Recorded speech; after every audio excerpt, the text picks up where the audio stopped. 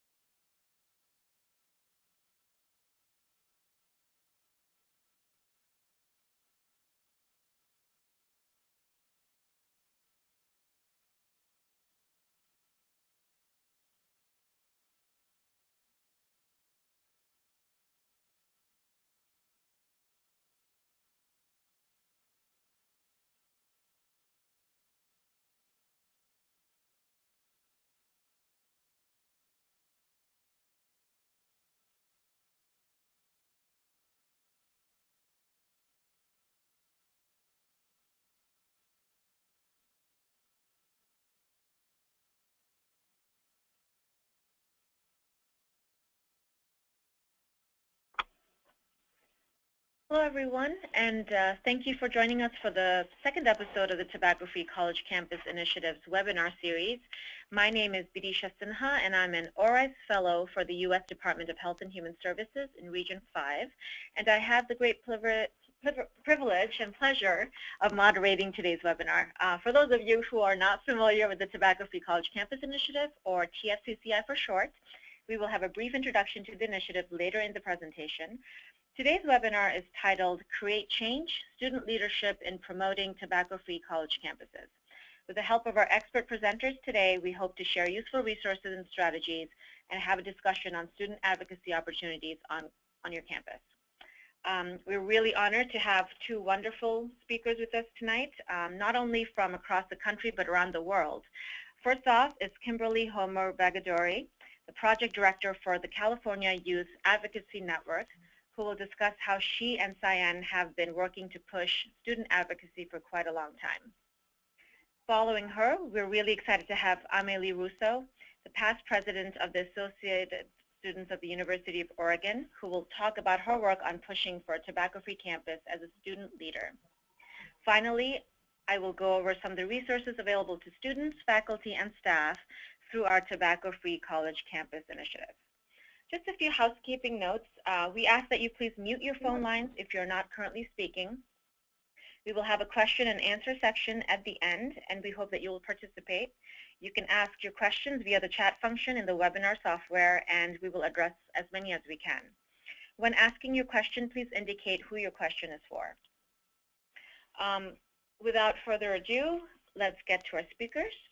Again, leading our first discussion is Kimberly Homer-Bagadori, the Project Director for the California Youth Advocacy Network, or Cyan.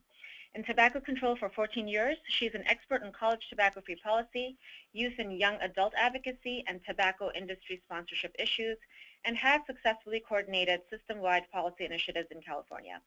Ms. Homer-Bagadori also provides technical assistance and training to local, state, and national organizations on issues such as youth engagement in local advocacy, tobacco and the environment, emerging tobacco products, campus-based cessation services, and tobacco industry targeting of youth and young adults.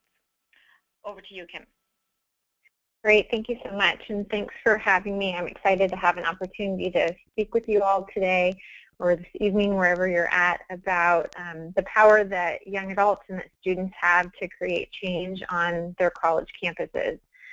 So just a little bit about the organization I work with. We are based in California, and we're a statewide organization that works with our college and university campuses throughout the state on a variety of tobacco issues. We've been working directly with schools on pretty much every tobacco issue you can think of since 1999, and I've been doing this work since 2001.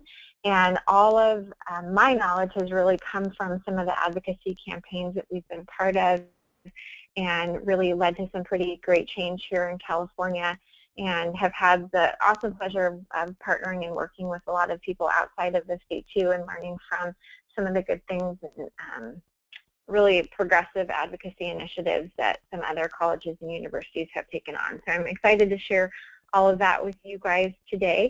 I also want to note that we do have a statewide student advocacy coalition that we work with, and I'll speak about them at the end of my presentation. They're a group of young adults who we've been working with since 2002 to do system-wide advocacy initiatives, and they're continuing to do their work here in our state.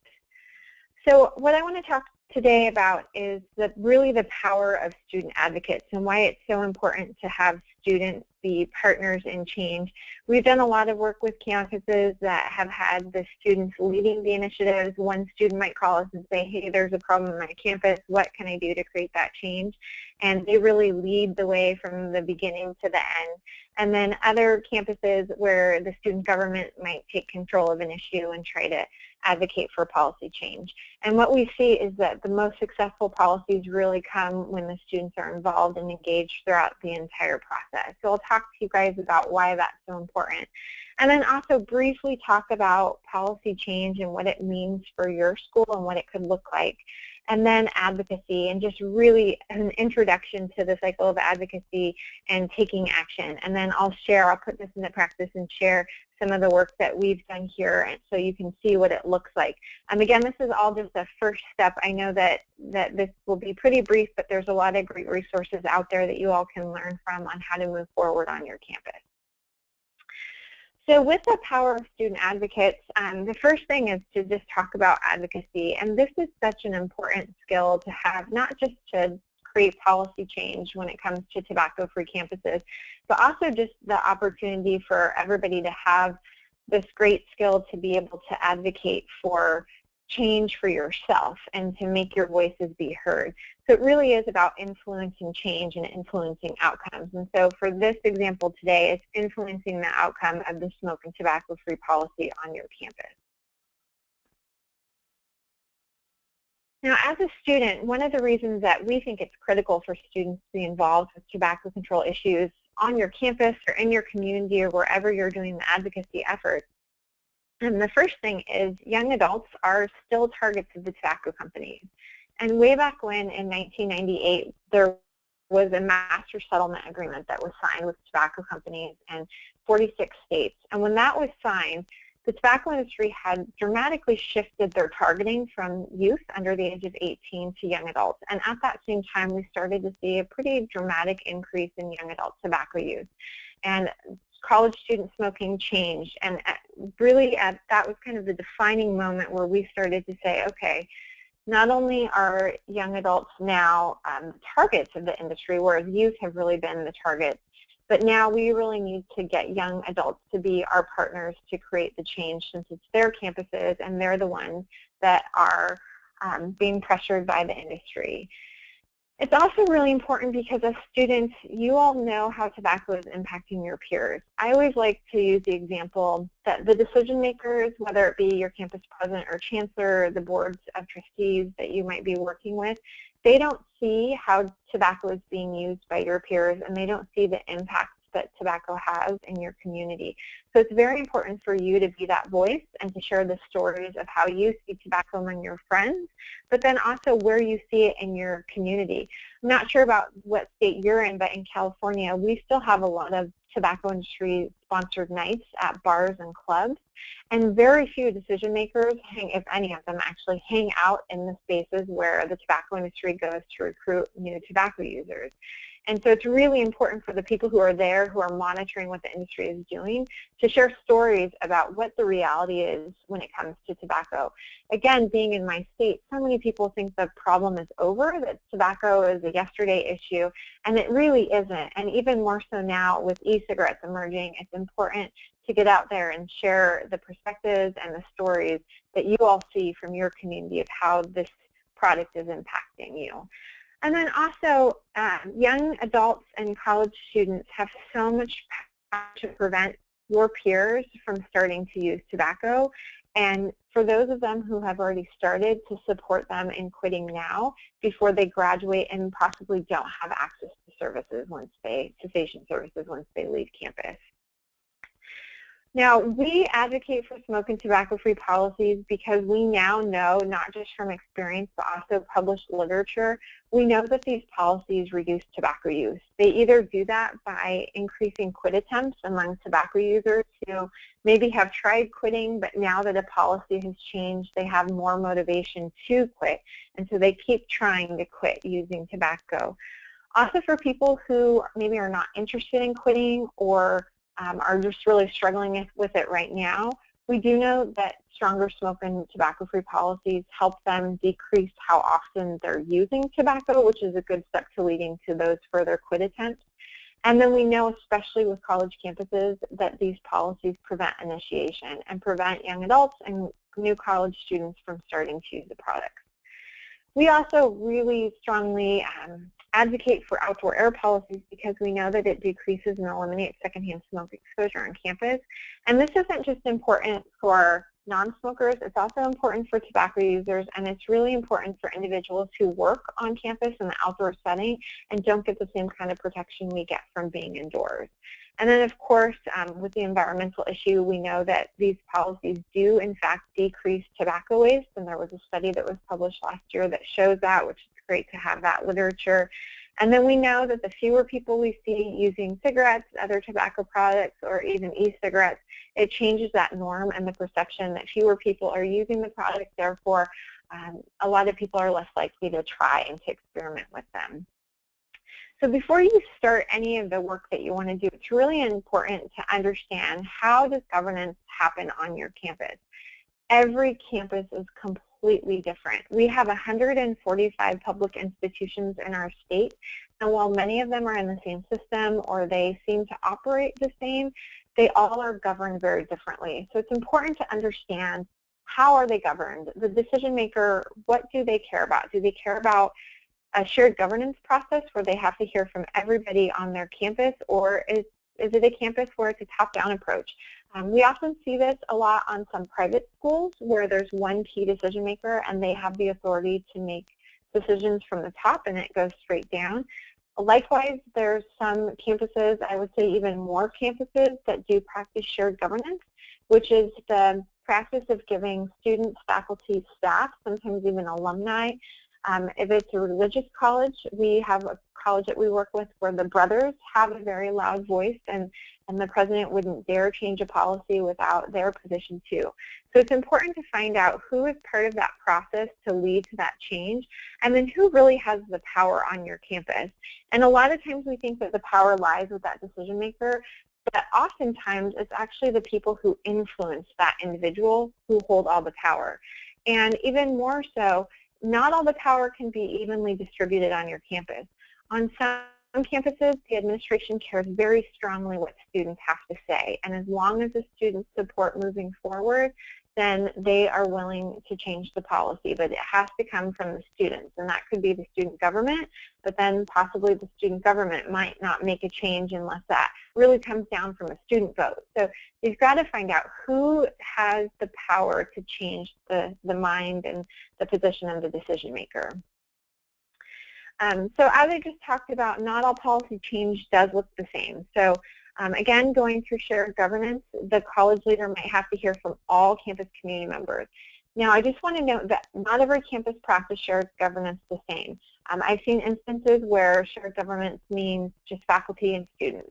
Other instances where it means staff, faculty, students, alumni. So you've got to look at what does shared governance mean on your campus and who has the loudest voice at the table and how can you bring them together. More so than we've ever seen in the past, we're starting to see leadership really needs to hear from key members of the campus community, and that generally is a task force. For campuses that we've had where there's been students who have really been struggling for a long time to advocate for policy change, they can't get anything through shared governance, somebody stops it and says, this isn't our issue, we don't care about it, we don't want to talk about it. What we strongly encourage advocates to do is go to their administration and say, hey, we have a problem on campus. We know that there obviously is something going on with tobacco. There's new products out with e-cigarettes. Let's just take a look and see what's happening on our campus. Can you appoint a task force? The task force is then usually representative of the campus community, their students, faculty, staff, union members, other key members on campus who are going to be impacted by this policy, and they sit together, they assess what the problem is, and make a recommendation to create that change. And then sometimes if you come from a campus that is a top-down approach, they may or may not need pressure from the outside community. That could be the Board of Trustees who isn't located on your campus. It could be elected officials or somebody within the local community that has power to pressure them to create change. So it doesn't all look the same. There's not one great answer for each campus, but it is usually pretty easy to find this information if you know what to look for and who to ask about it. So I just want to reiterate again how important it is to understand that policymaking process before you start advocating for change, because you want to make sure you're moving in the correct direction and not going down a road that you're going to waste your time on. And because of the academic year and how fragile that year is, if you start to head down one path and it takes you 4 months to get to the faculty and then they say, we don't care about this issue, the president doesn't care what we have to say about it, you've just wasted 4 months. So make sure you know that process before you jump in. So now with the cycle, we've broken this down into 6 steps. And so the first thing that you want to do before you start advocating, aside from understanding who holds that power and what the policy change process looks like, you really want to know what is the problem that you truly are looking at. Again, it's even more complicated today than it ever has been, because not only do you have cigarettes that are an issue on campus, but you might have other products that people are starting to use and other products that your administration might know nothing about. So you want to really clearly identify what is the problem that's happening on campus, or it could be a problem that's happening off of campus that could potentially relate to the issue that you're addressing. For example, if you're advocating for a smoke and tobacco-free policy, you might say, you know, we don't have a huge prevalence of people who are using tobacco on our campus. However, we're starting to notice a lot of vape shops and hookah shops are opening up around our campus property, and that could actually lead to more students using tobacco. So let's address the problem here, change the norm, in hopes that we can prevent people from starting this new addiction while they're on our campus. Then you want to gather the information, find the best solution for your campus community, and then create that strategy of how exactly you're going to advocate. And then the fun part, you get to take action. And one day, it might not happen right away, but one day you're going to win your advocacy efforts and have a smoke and tobacco-free policy. And throughout this process and at the end, you want to make sure to evaluate what you've done. So for those of us who are working in this field, we can learn from you, and we can take those steps and that information that you've collected and help other students advocate for change on their campus.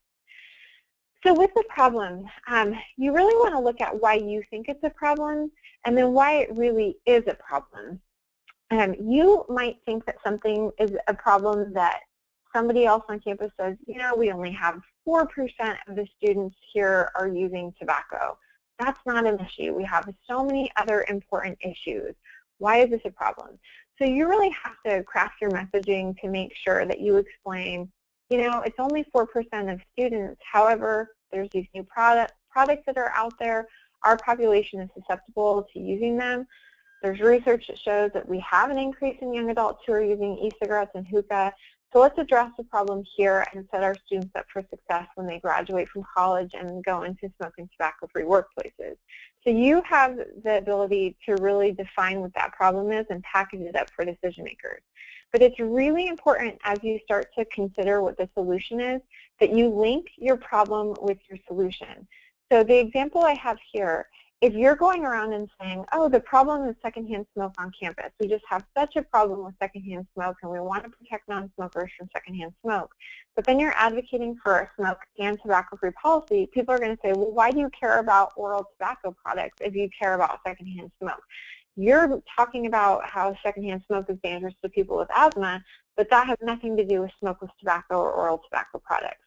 So the messages aren't connecting. So you want to make sure that your problem really shows how it's connected to the solution, so you're covering all of those pieces together. So in order to really figure out the problem, but then also help you identify the solution, and this is also to help you advocate for that change, you want to assess your campus community. So you want to get all of the documentation you can to show what the problem is. Do environmental scans, walk around, see where people are smoking. Are there hot spots? Is there an area with a lot of tobacco waste?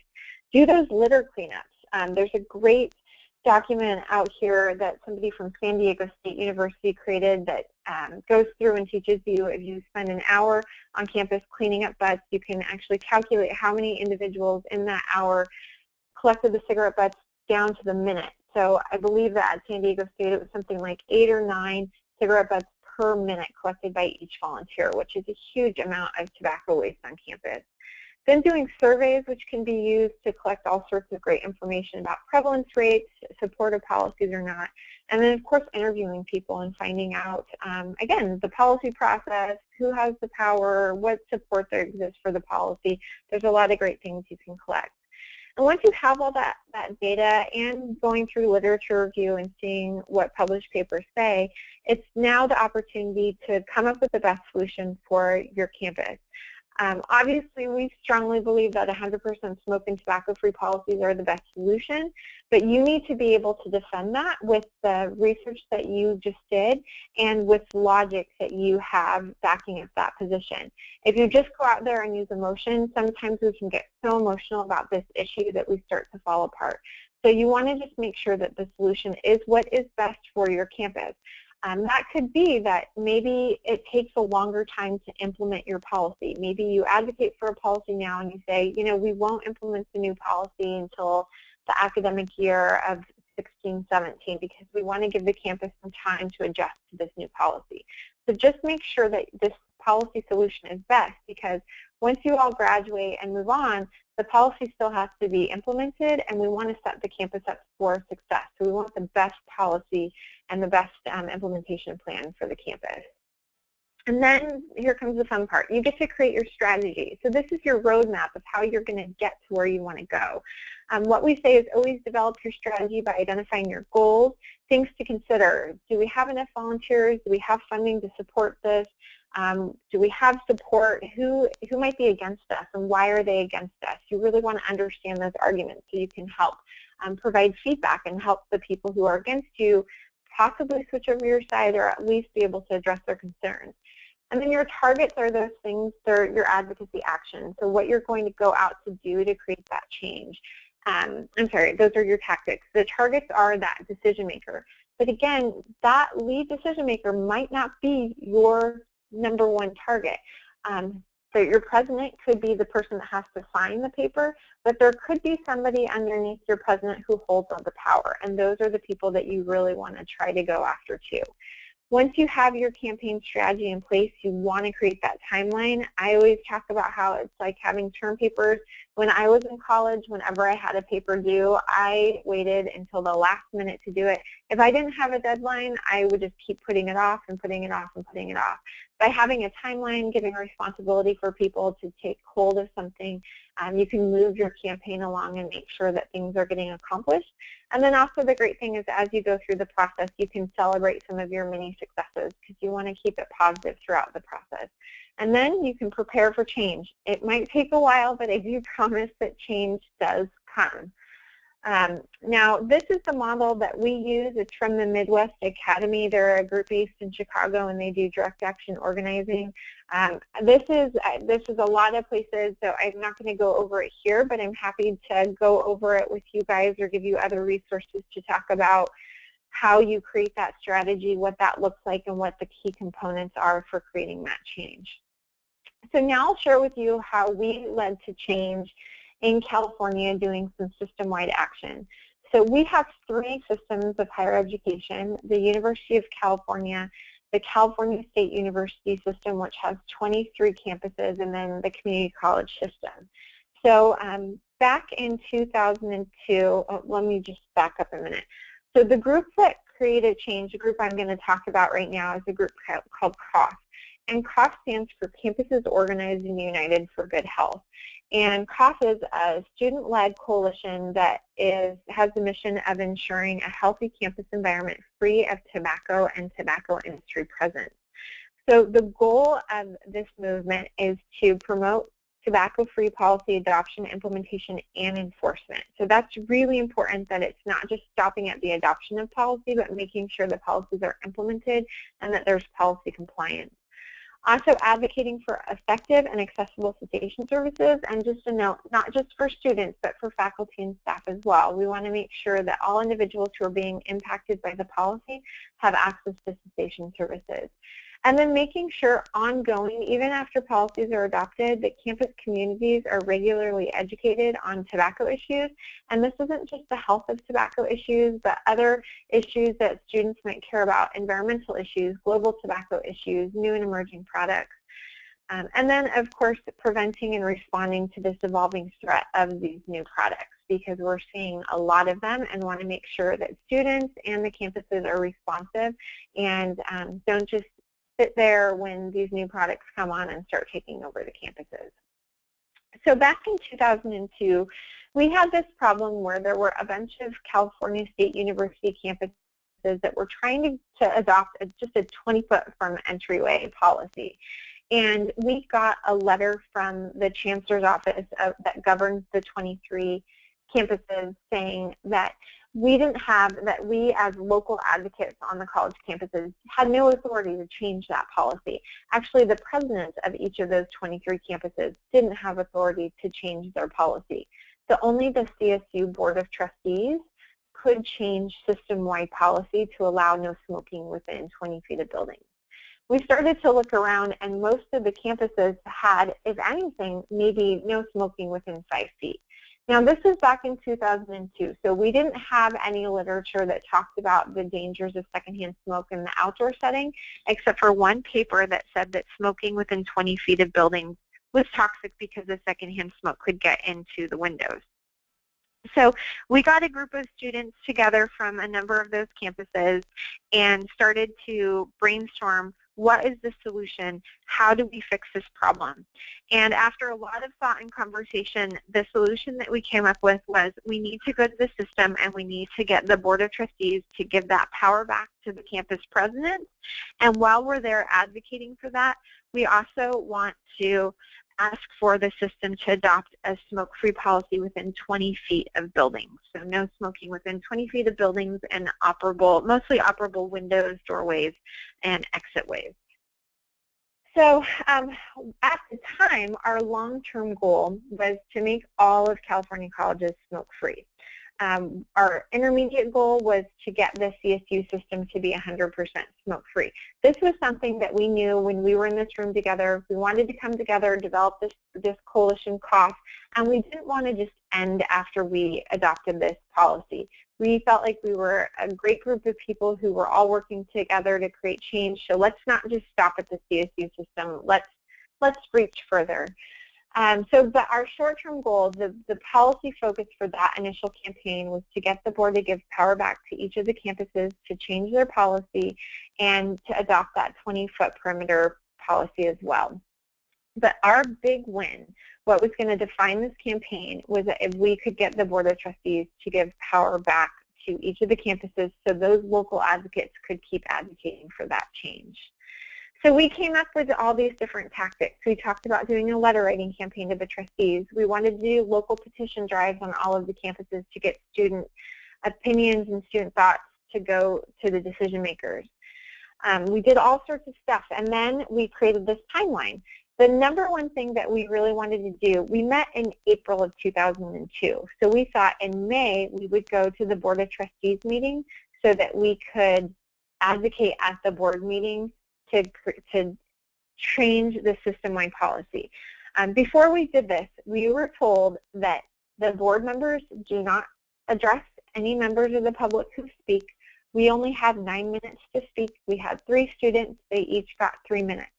So we knew going into the board meeting that there was a possibility that they wouldn't even pay attention to us, that they wouldn't listen to us, we wouldn't get any feedback, but that was one of the things we wanted to do, was go to that board meeting. But before we did that, we also wanted to send letters to make sure that even if they weren't there to listen to us, that they could at least read what we wanted them to do and hear what we wanted them to do for us.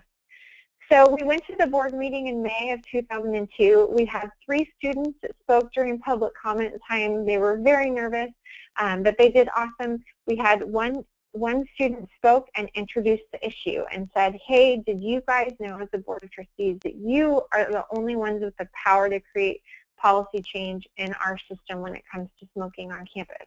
The second student talked about the dangers of tobacco use, talked about young adult smoking, and talked about secondhand smoke exposure. And then this third student, and this is really important, he spoke about what he wanted the board to do. So he put out that action, and he told the board, we want you to give power back to the campuses, and we want you to adopt a 20-foot policy for all 23 schools. We thought after that was going to happen, the students were going to sit down and that was going to be the end of it. But the exact opposite happened. The chairperson of the board turned his microphone on and spoke to the students. And they told us that the board had no idea that they had that power, that they didn't even know that that power existed. They just assumed everything was at the president's, at the local campuses, and they were fine with giving that power back. So at that meeting, they instructed their general counsel for the whole system to rewrite their educational code and give the power back to the campus president. And they did that. They came back to the meeting in July, reviewed the new language, and the new language was adopted in September of 2002.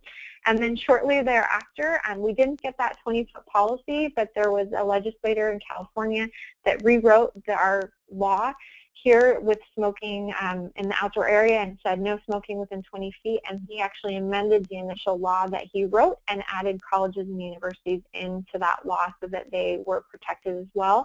And then that law went into effect in January of 2004. So I always like to joke with our students now that our first policy campaign was won in 9 minutes, because it really was. When those students went up there and they told them the problem, they asked for that action, and they got it. So ever since then, we've actually gone back to the CSU system multiple times. We were there from 2004 to 2007 and got them to adopt a system-wide sponsorship policy to not allow tobacco industry sponsorship at any events on campus, and now we're working with them again to make the entire system 100% smoke and tobacco free. So these students, there's still students that we work with who are now alumni, and they're working throughout all 3 of our systems to advocate for change and doing some really incredible stuff. So that is it for me. I just want to end by saying, and I think my slides are stuck, but it's really important that as you guys go forward, thank you for changing that, that you, again, just want to, I can't reiterate this enough, you just really want to know how change happens on your campus and really get to understand why your decision maker might want to change it or what is holding them up from doing that, so you can understand how to do advocacy. It's critical to build relationships. I always like to say, and you want to go in and be a friend. You want to go in and tell somebody, hey, this is the problem. We have a great solution. Let's work together to get there. Oftentimes when we go to these board meetings and speak to decision makers, 95% of the people who are in the audience speaking to them are yelling at them about something. It's usually tuition. So a lot of people are angry and yelling at them.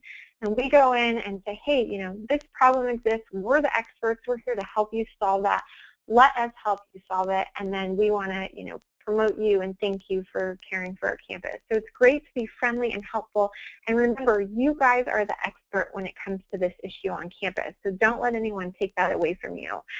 Know that tobacco is incredibly political and it can get very personal. But just because someone is doing something, I've heard some crazy things said during some of these campaigns, don't take it personal. People can get very personal during advocacy initiatives. Keep focused on that end goal and on the facts. And we have the research behind us as tobacco control advocates, so just remember that. Be flexible with what you do. We have this huge plan set out for our advocacy campaign, and like I said, we won it in 9 minutes. So we had to go back and rethink everything. And since then, we've had this campaign or this coalition for 13 years, and we are constantly going back and looking at our goals and what we want to do to make sure that we're doing the right thing and we have research supporting what we're doing. And then most of all, be patient. Unfortunately, these policy campaigns do not happen overnight. Some of them do. I've seen amazing things happen in small periods of time, but a lot of them may take a long time. And if you're working on a smoke and tobacco-free policy initiative right now and you're graduating soon, hopefully will happen by the time you graduate. If it doesn't happen, know that you're at least starting something on your campus, you're planting those seeds, and the change will come. Just know that it will. I promise you it will come. It might just take a little bit more time. So if you have any questions or you guys want to bounce anything off of us here in California and learn from our work, feel free to contact me, or you can contact, we have an awesome new college program coordinator, Katie Moose. You can get in touch with either of us, or you can go to our website and get some of our resources. And also within the next month or so, we're going to be launching a new website that will have all of our resources and tools from our campuses here in California who are working on these initiatives. So thank you so much, and good luck with all that you do at your campus. Thank you so much, Kim, for that incredibly encouraging and informative presentation. Again, we'll hold questions till the end of the webinar. So if you have questions for Kim now, just feel free to put them into the chat box that we have up on the webinar software. Next up, we have Amélie Rousseau. Amélie was born in Bordeaux, France, and grew up in Northwest Portland. She served as the 2010-2011 ASUO president at the University of Oregon. Among her administration's achievements are creating a sustainability center with a sustainability coordinator to support the UO's 15 environmental student groups, registering over 6,000 students to vote for that year's election, and pushing a tobacco-free campus policy. After living for 2 years in South India, she returned to Eugene, Oregon to teach culinary arts at the outdoor high school in 2014.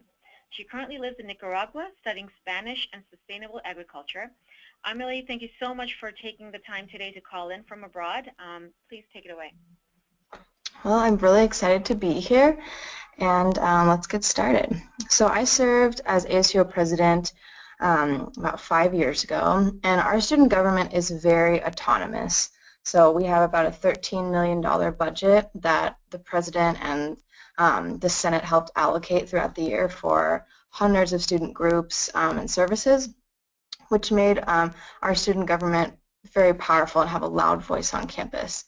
I was privileged to have a voice of power, but it doesn't necessarily matter what your position is on campus. If you use some of these tactics for campaigning, you can be successful in pushing a tobacco-free campus. So I'm going to go over a few of those things. This is just basic campaign strategy that can help you in planning your campaign and implementing it for any kind of campaign. But we'll talk about specifically how that can work for a tobacco-free campus.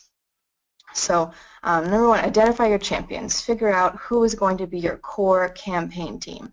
Now that can be students or staff. So these are people who might have a personal might have been personally affected by tobacco use in their family or personally themselves, or some people who feel this issue very deeply. Those are going to be your core leaders of this campaign over potentially 4 or 5, 10 years. Collecting the data. So we'll talk about how that can help your campaign.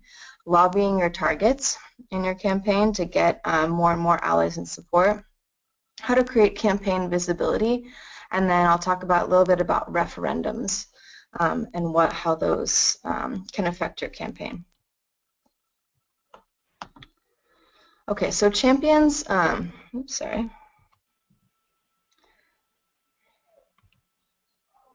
So champions are students and staff who will go to bat for your issue anytime. So on campus, we had a few staff from the health center who really helped create that long-term momentum, because students are only there for a short time. And by the time students figure out what's going on, they're usually juniors or seniors, and they don't have much time left. So they really need some staff to help them maintain that institutional knowledge and keep the campaign going. So we had a few people in the health center. In terms of students, we had the peer health educators on campus, which was a 4-credit class. And those really helped us in coming and organizing our events and things like that.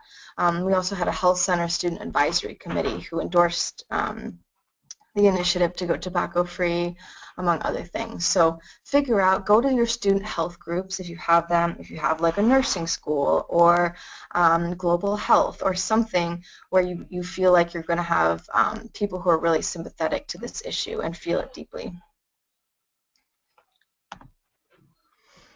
So data is really important. Of course, we have a lot of data about why tobacco is harmful to humans and our society, but it's good to have specific data for your campus. So I think the Health Center organized at least a few surveys over the years to collect data to gain support. So this is really important because it's not binding, but you can get a feel for how students feel about smoking on their campus. And so I gave some examples of the spring 2010 survey that the Health Center organized. So again, this can be student-led, but if you hook up with a department that can implement this, it can be really powerful and help your campaign immensely in the years to come. So for example, 75% agree that the right to breathe clean air should take precedence over the right to smoke. There are some other examples for you.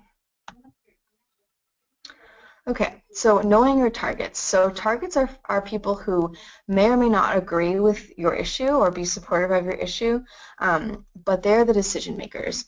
And like Kim mentioned, every campus administrative structure is very different. So you need to know, get a chart and chart it out how all of the pecking order, I guess, of the university administration, the students, staff, and faculty, because you're going to need to talk to all of those communities and see how they all work together or not, and figure out the most powerful way to get them to support your issue. So a lot of administrators that we met with, basically they support their issue personally, but they were wary of making this decision because they don't want to tell people what to do. We heard that a lot.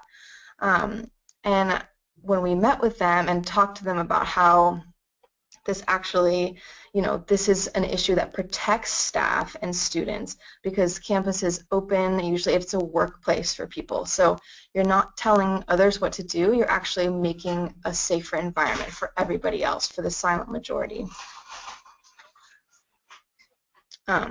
So if they don't agree with you, that's okay, because not everyone's going to, but going and being there and presenting a positive, friendly face is so important. They want to hear from students. They don't want to hear, that one health center staff member again and again and again for 15 years ranting about how we need a tobacco-free campus. They want to hear from students. So even if, you meet with faculty or administration and then 5 years down the road the policy happens, they're going to remember that meeting that they had with students. It's super powerful.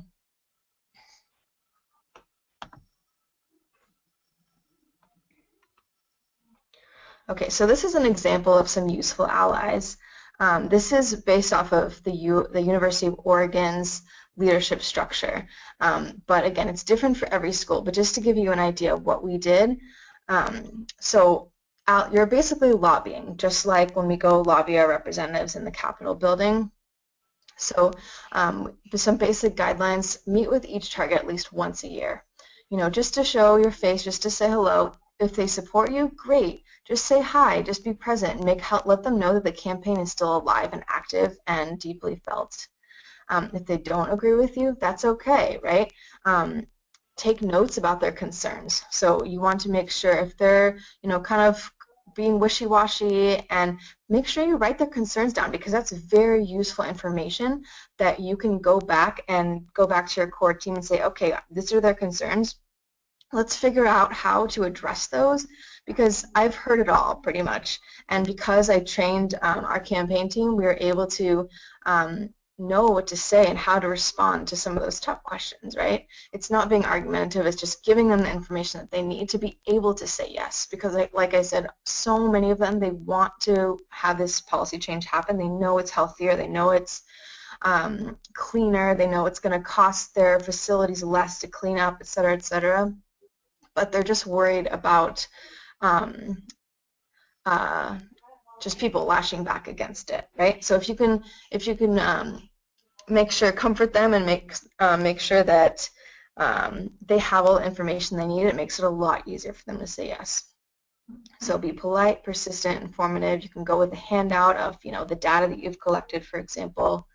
And then again, make a direct ask. So a lot of times we forget in our lobby visits to make the direct ask. You're there you want something from them, and because you are in a position of power or they've granted you the meeting, they want to hear from you, and it's important. So you just say basically, will you support a tobacco-free campus policy?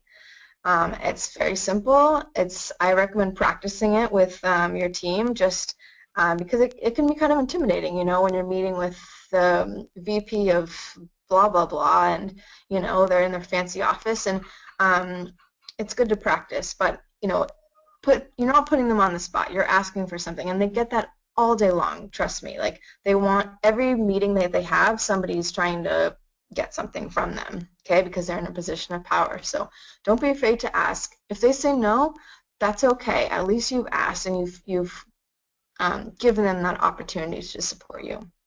If they say no, okay, come back in a few months after you've done some more education or some more data collection or whatever you need to do. So below I have some examples of the different leaders and campus communities that you're going to need to talk to and get on board. At the bottom you have the university president, and because I was student body president, I had access to the university president. You may or may not have that access depending on the size of your school and the structure of your administration. But before the president's going to sign off on this, he or she's going to need to know that you have support from all of these other communities that they're basically responsible for, like the classified staff union, academic staff leadership, the housing program on campus, student government leaders. Okay, so you have to go to all those communities, do all the groundwork, educate them, and then make the direct ask. If you need them to vote on something, if you just need a verbal okay, it just really depends on the structure. But like Kim mentioned, know the structure and understand how the power dynamics work.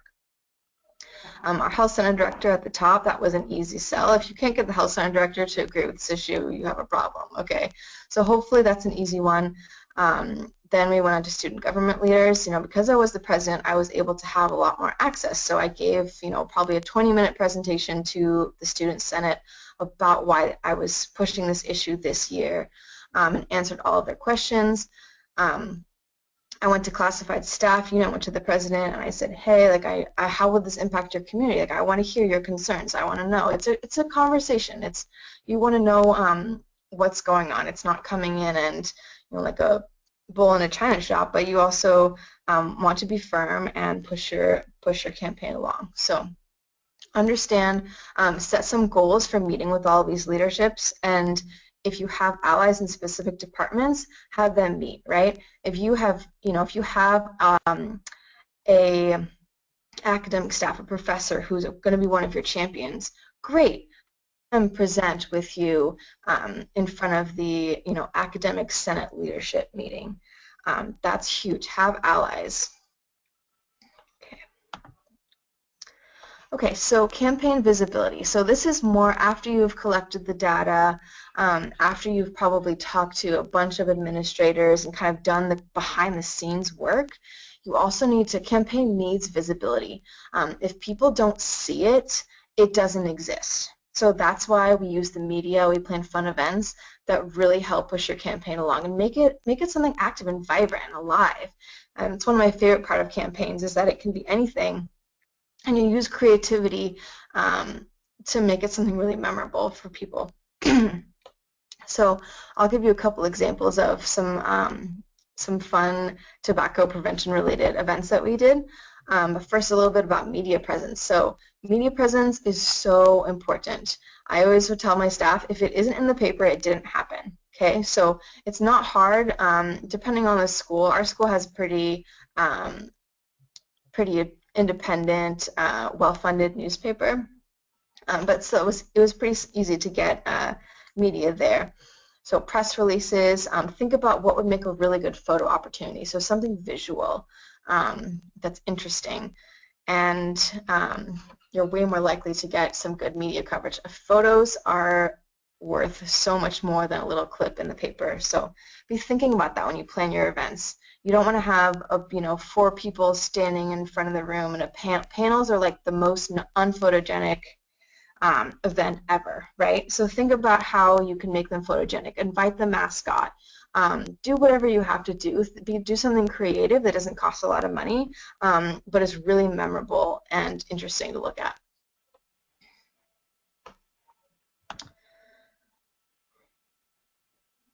So the Great American Smokeout, so this was before I was in the student government, but every year, this is a nationwide event that the peer health educators and some other concerned students would walk around campus for, I think, only an hour or two and pick up cigarette butts all over campus. This is in the fall of 2008. And this is really visible. See, we've got Puddles, our school mascot there, Go Ducks, and we have bags of cigarettes. So this is interesting. It's fun. It's non-confrontational event. It's educational because our campus, a lot of students care about environmental issues and sustainability. A lot of students don't realize how much tobacco waste affects our environment, both the manufacturing and the litter. So this was a really good event just to do every year. It's simple, it's to the point, but it keeps people talking. The media covers it every year, even if it's a little clip, just to show that students do care about this issue every year. It's important to do. You don't have to reinvent the wheel every year is the point. You can do the same events again and again if they are successful. So this is when I was president. This was 2010. This was a fun event that was very creative and responsive to what was going on. I had just announced, this was in the fall, I just announced that I was pushing for a tobacco-free campus. So we had this small faction, some were involved in our student government and some weren't, who were very against this issue and who were regular smokers and thought it was ridiculous. And so they hosted a smoke-in our student union amphitheater, which is right in the middle of campus. And so I organized the peer health educators, who are the 2 lovely blondes that you see in the back, and some other students to show up. We had signs, had information, and basically just very fun, positive, but we kept it silent. So we kept it very secret. So we only, the day before the event, I sent out my press release, and everybody showed up. We were organized, and everyone had T-shirts on, and we looked like we were very united in a SALT campaign. And then the smokers, there was probably like 10 or so people sitting around smoking, and they were just kind of like, what the heck is going on? And so this was a really, really fun tactic for a couple of reasons, and I'll go over those reasons why this was a good media event. It was central location in the middle of the day, so people really walked by and noticed what was going on, okay? So don't have your event in some dark back corner at, 5 p.m. on Friday. No one's going to come, okay? So you want it in the very visible. What I liked about it too was that we had our data proved this for our campus, that we had so many students and staff who supported this issue. But they were silent. They weren't the ones who were going to write a letter to the editor and be our champions. But we wanted to represent and show up, and we represented the silent majority of people who didn't want smoking on campus. We used the element of surprise. Our smoking organizers were not happy, but they couldn't do anything about it because it was too late. And it was great. We showed that controversy that was there. We physically represented that there was another side to their campaign or whatever they were promoting for being able to smoke on campus.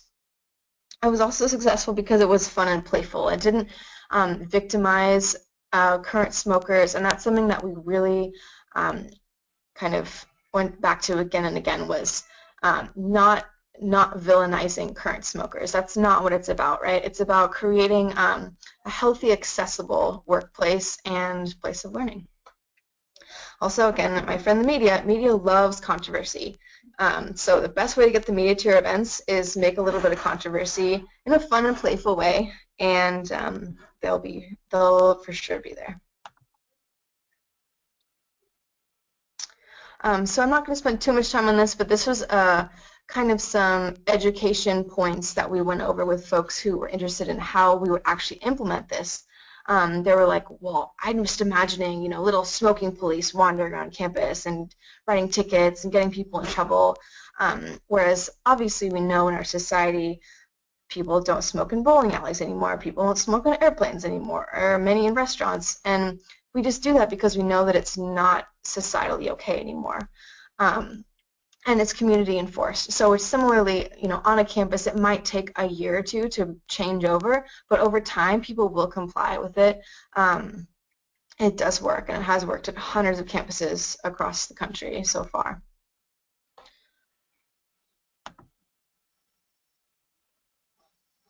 Okay, so just really quick on referendums. I went to Alaska last January because University of Alaska Anchorage was running a big referendum to ask for student support. So a referendum is something basically like a ballot measure that you put on your student campus, student government ballot and ask for support. So do you support a tobacco-free campus? Something like that. So referendums seem like a really good idea and an easy way to push your campaign forward. And they can be. But if you lose the referendum, which might be possible without the proper education of students, losing can really hurt your campaign big time, right? So if you put if you put your question for tobacco-free campus on the ballot and you only get a 45% yes, that's going to really hurt your campaign. And you might have to wait a couple years before you run another referendum, okay? So I like referendums because they're very student-centric. They give students the power, but they also take a lot of organizing time to pull it off. So I make up the number about 60% voting yes. That's just because I think anywhere between 50 and 55 is still gives that wiggle room for administrators to say, you know, I'm just still not seeing the support there. I think that we need to do more education, you know, more advocacy, more surveys, blah, blah, blah, blah, blah, and then it just gets kicked, the issue just gets kicked on the road. So if you want to run a referendum, you need to win big, about 60% or more big. So it depends on your campus. Some campuses are small and have smaller voter turnout. Some have big campuses, right? U of O is now about 25,000 students, and we have a 20% turnout rate, which is actually really high for campuses. So we have about in my year there was about 4,000 students who would vote every year. So I'm using those numbers to kind of give you an idea of what you would need to win. But this is your golden rule of halves for campaigning. So half the number of people who say they will vote will actually do it. Half the number of people who say they'll vote will actually do so. That means if you figure out how many votes you need to win, you need to double the people who will say yes. Okay, so if you have to calculate what you need, how many votes you need to get 60% support. So if 4,000 people vote, you need about 2,500 people to vote yes, okay? So that means you need 5,000 people to say they will vote yes. Thus, you need to contact 10,000 people to ask them to vote yes, okay? So you can see that referendums seem like a good idea and an easy technique, but it's actually a lot of work. So the University of Alaska Anchorage actually did win their referendum. I think it was a smaller margin than I would have liked, but I gave them this training and just helped them calculate. It's just, can you divide and multiply by 2? Okay, great, you can run a campaign. But you need people power, you need to make those contacts, have phone banks just like a real campaign, and get out the vote and make sure people are voting yes. So it's a lot of work, but it can be useful if you win, right? And then lastly, this battle is a marathon. It's not a sprint. So again, if you're a student and you're really, really passionate about this issue, think about training your replacement. Okay, so we always talk about that in my student government. Who's going to take on your work after you are graduated and gone? It might be a staff. It would be better if it was a student, right? So have interns, have people who are younger, and you can pass on that knowledge so that it's not lost when you graduate, okay? because students always come and go, and staff stays around for a long time. So students need to be training each other so that institutional knowledge is not lost. And lastly, never give up. So sometimes when I would get discouraged, I would remember that this policy saves people's lives. And this was the best policy and the best campaign that I've ever worked on because of this.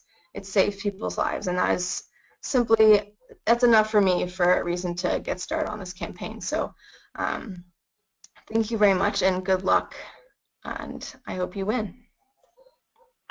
Thank you so much, Emily. That was really insightful. We really appreciate your story. And again, if you have questions for Emily, please use our chat box in our software, and we'll get to them at the end. I want to take a few moments here to talk about what we have to offer as the National Tobacco-Free College Campus Initiative and how we can help you begin a student-led movement on your campus. We'll do this quickly so we can get to your questions. We're really proud to have released our newest resource. It's Create Change, a student toolkit from the TFCCI. Our vision for this toolkit, as well as this webinar, is to help empower students to create change on campus. While the support of administration and faculty is crucial for having a successful policy, tobacco and smoke-free advocacy or any other types of student advocacy can often be more powerful, again, when driven by students on campus. We've divided the toolkit up into several key sections. First, we go into the problem of tobacco and a brief history of why this issue is still a problem. Then there's a section on the specifics of tobacco-free campus policy, as in what is the difference between smoke-free, tobacco-free, vape-free, etc. The bulk of the toolkit, however, is comprised of the Creating Change section, which has in-depth instructions on the steps most commonly taken towards implementing these types of policies, like forming a task force and dividing labor, assessing and determining what the biggest problem on campuses are related to smoking, educating your neighbors and classmates about these problems and the need for the policy, the actual drafting and writing of the policy, and of course the promotion of smoking and tobacco cessation resources on campus. After this section, we have information on direct action organizing and how you can strategize, recruit, and actively campaign on campus for your policy. And finally, we have a plethora of additional resources like key messages and facts about going tobacco, sample surveys and policies, and much, much more. We really encourage you to check out our online digital version of the toolkit at tobaccofreecampus.org/toolkit if you'd like to learn more. There you'll find a full PDF version that you can print out and use wherever you need. But that's not all. We have an upcoming event to help you get started on this that we like to call the One-Day Stand. The One-Day Stand is a campus-specific celebration of the Great American Smokeout, which Emily referenced earlier, and it's taking place on November 19th this year.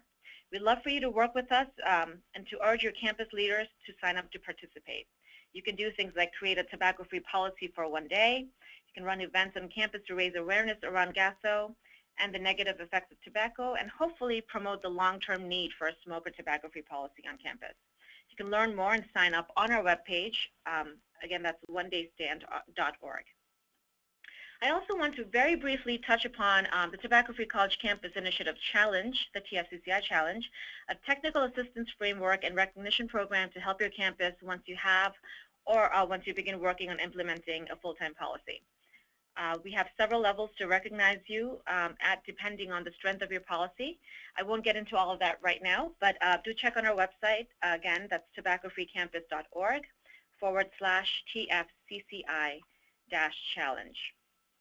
And finally, our website, tobaccofreecampus.org, is the ultimate resource for tobacco-free campus policy. There's a bunch of things I didn't mention, but I want to leave because I want to leave time for questions. But we have sample policies on our website. We have templates, we have facts, information, news, and more related tobacco-free campus policy on there. Do visit www.tobaccofreecampus.org and check it out as you work towards your policies. With that, I want to leave you with our contact information and prepare for questions and answers. This was an episode in our TFCCI Webinar Series, so we hope that you'll come back and tune in for our next one. Until then, please do connect with us on social media. We're pretty active on facebook.com/TFCCI and on Twitter and Instagram the handle is @TFCCI. You can also email us generally with your questions at tobaccofreecampuses@gmail.com. All right, so before we start on the questions and answers, I just want to thank our speakers again for motivating us to do this work. So thanks again, Kim and Emily. Also want to throw a special shout out to Erica Olmstead and all the other folks at Campaign for Tobacco-Free Kids and the other organizations who really helped us to promote this webinar. Of course, huge thanks to our behind-the-scenes partners, the TFCCI team, Lina Mathias, Molly Reed, Yazi Mazlumdust, and Josh Prasad for going above and beyond coordinating everything for this Sunday evening. And now the Q&A, which will be led by my colleague here, Josh Prasad. Take it away. All right, good evening, everyone. We'll start off our first question for Kim. If you could just unmute your phone if it's muted. Do you have any advice on how to wade through the politically charged nature of tobacco when working on these advocacy campaigns? And this is something you touched upon in your talk. So, for example, are things like divestment from tobacco holdings necessary for a campus to be fully effective? And there are certainly other examples of the politically charged nature of tobacco, but that's just one. That's a great question. So the divestment issue, there's two campaigns that are probably the most political you'll ever work on, divestment and then looking at industry-sponsored research. Now, if you want to look at the impact of tobacco on your student population in general and faculty and staff as well, daily exposure, trying to prevent people from using tobacco, increase quit attempts, then definitely focusing on the tobacco use policies, so what we talked about today. With the divestment, though, one of the benefits for doing divestment campaigns is that you're saying to your institution, we want to have pride in where we go to college, and we don't want you to be investing in an industry that profits off of death and disease and destruction. And so that's where the divestment comes in. With that said, you're dealing with money. You're dealing with taking money away, and that is a hugely politically charged issue. So it's difficult to do, but it can certainly be done. Many of our campuses out here have divested years ago, and I can give you tips and resources how to do that if you want to contact me, and I can walk you through that process. If you choose to do a campaign like divestment or industry funding of academic research, I would definitely separate it from a tobacco use policy campaign. Never mix those two together. It won't go well, and it's going to be really difficult. So if you don't already have a smoke and tobacco-free campus, possibly focus on that because it will have a bigger impact on tobacco use by your campus population, and then try to tackle the divestment issue. They also tend to have very different target audiences. One is your campus administration, and then the divestment tends to be your boards and your foundations. Thanks so much, Kim. That's really helpful. And oftentimes we do get the different forms of tobacco-free advocacy confused, and it's really helpful to hear your perspective on that. The next question is actually for Emily. Could you describe a little bit more about the role that administration played in your student-led advocacy campaign? This is something you touched upon also, but if you could just maybe talk about who perhaps was the greatest, who played the greatest role for you as the student government and as a student leader. Yeah, sure. We had a champion. Her name was Paula, and she worked in the health center. She was, I don't remember her official title, but she was something to do with education and outreach. And this was an issue that was very near and dear to her, and she'd been pushing it, and she was just like, thought it was a no-brainer, like, why is University of Oregon leading on this and making it happen? And she had been leading the charge through the channels of administration for a few years, as well as getting students involved and having them be more and more at the forefront of it. It would not have happened without Paula. And again, so I really, I encourage folks to find that staff champion that's going to be there for the long haul and can help you navigate through the bureaucracy of the administration. It's so helpful. That's, yeah, just find at least one or two people who can be helpful. There's also, if you can't find someone, there's also usually tobacco education coordinators through the county or through the city that I'm sure would be more than happy to come and give you the information and the staff support that you would need for that. But they won't have as much knowledge of, the specific campus leadership. So. And thank you, Emily. To that point, we can also offer ourselves, we are the Tobacco-Free College Campus Initiative nationally, working out of HHS. So we have resources as well too to help your local campaigns. Since we've gone over time, I'm going to leave those questions there. Both speakers have left their contact information for you. So if you're interested in contacting them more, feel free to reach out to them or use our general outreach email, tobaccofreecampuses@gmail.com, and we'll forward your question over to them later. Just so you know, these slides will be archived online, as will the actual webinar itself. So feel free to come back to tobaccofreecampus.org/webinar-series. We'll also send out an email probably tomorrow to get this information out to you. Thanks again for joining us this evening, and have a great rest of your Sunday evening.